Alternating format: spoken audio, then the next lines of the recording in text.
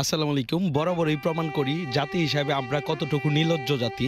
তো মাইলস্টোনের ঘটনাটা যদি আপনারা একটু দেখেন বা পুনরায় যদি ফ্ল্যাশব্যাক করতে চান, তাহলে একবার চিন্তা করেন। অনেক রিক্সাওয়ালা কিন্তু যাইতে চায় নাই। মানে তারা কেন যায় নাই?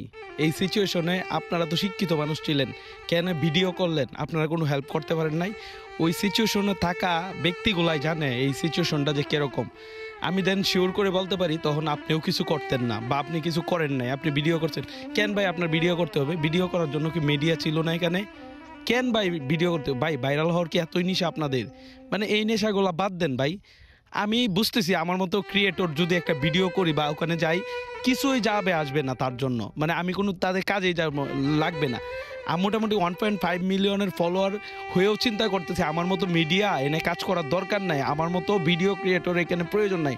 আমি যাইনি, আমি একটা পোস্ট করিনি ভাই, আমি একটা আবর্জনা মনে করতেছি আমাকে। কিন্তু আপনারা এই ছোট ছোট পেজে অথবা ছোট ছোট আইডিতে ভিডিও দেওয়ার জন্য কতটুকু ঝাঁপায়া পড়তেছেন একবার চিন্তা করছেন? আপনারা জাতি হিসাবে কতটুকু নির্লজ্জ জাতি, একবার মাথা কাটায় চিন্তা করেন। আরেকটা কথা, আপনারা বলতেছেন 40 টাকার পানি কেন 600 টাকা রাখতেছে। ভাই ওই সিচুয়েশনে আপনিও যদি থাকতেন, আপনিও নির্লজ্জ জাতির মতো এই 600 টাকায় রাখতেন ভাই। এগুলা খুব দেখা আছে, এগুলা খুব দেখা আছে। আর অনেকে রিক্সাওয়ালাকে মানে বলতেছে যে রিক্সাওয়ালা আসলে কিছু করে নাই। ভাই এই সিচুয়েশনে থাকলে আপনিও করতেন না কিছু। আর অনেক সিএনজি ড্রাইভার বলতেছে 5,000 3,000 টাকা ভাড়া। এই সিচুয়েশনে থাকলে আপনিও এইটাই করতেন। ভাই আগে নিজেকে শুধরান, নিজে শুধরাইলেই সব ঠিক। ভাই আমরা তো এরকমই ভাই, এখান থেকে বের হইতে হইব। আর প্রত্যেকটা জায়গায় প্রত্যেকটা ভুল, এত ভুল কেন? এত ভুল থাকলে তো এমন হবেই, এটা স্বাভাবিক। আসলে জাতি হিসাবে আমরা একটা নির্লজ্জ জাতি, তার বারবার প্রমাণ করি। যে কোনো দুর্যোগ আইলেই আরও বেশি প্রমাণ করি। ভাই এমন কেন আমরা জাতি হিসাবে? আসলে এই প্রশ্নগুলো নিজের মধ্যেই রাখেন ভাই। আর ভাই আপনাদের ভিউ যদি লাগে আমার কাছে আইসেন, এই দুর্যোগের মধ্যে এরকম করেন না। আমি সর্বোচ্চ চেষ্টা করবো আপনার ভিউজ এনে দেওয়ার জন্য, সর্বোচ্চ চেষ্টা করবাম। এই ধরনের কাজ করেন না। আমি নিজের আবর্জনা মনে করতেছি এই সিচুয়েশনে। আমি একটা ভিডিও দেওয়া মানে মিডিয়ার ভিডিওগুলো আমার সামনে পড়তো না, আমার ভিডিওগুলো যাবে, এই জন্য আমি নিজের আবর্জনা মনে করতেছি। আর আপনারা কি করতেছেন? একটু ভিডিওর নেশায় কি শুরু করছেন বলেন ভাই? এই সিচুয়েশন আল্লাহ আপনার যেন না দেয়, না আপনার উপর এই গজব যেন না আসে। একমাত্র আপনিই বুঝবেন।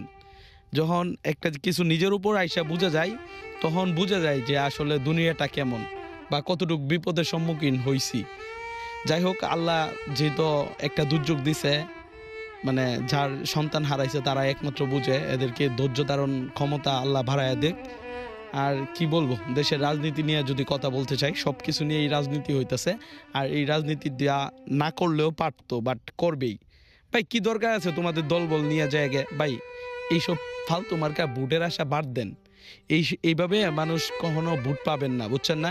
আপনি 2টা ভোটের জন্য আপনি 10টা সন্তানের মৃত্যুর দিকে ঝাঁপায়া নিতেছেন।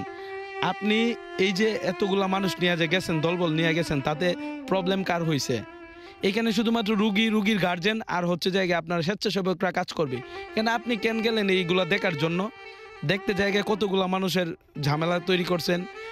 দেখতেছি কয়েকটা মেয়ে মাপ চাইতেছে যে আইসেন না, এইভাবে মাপ চাইতেছে যে আপনারা আসলে সমস্যা হবে, তাও আপনারা গেছেন। মানে জাতি হিসাবে আসলেই নির্লজ্জ জাতি আমরা। আমরা কখনোই শুধরাবো না। একটার পর একটা দুর্যোগ আসতেছে, কই শুধরাইতেছি না? আমরা শুধরাইতেছি না, আমরা আগের মতনই আছি। যেটা পার্মানেন্ট সলিউশন আছে এইটা করতে হবে, আমরা এটা করি না। এই জন্যই আমাদের এই অবস্থা। যাক, কিছু বলার নাই। মনের অবস্থাও ভালো না, দেশের অবস্থাও ভালো না, সব মিলিয়ে একাকার অবস্থা।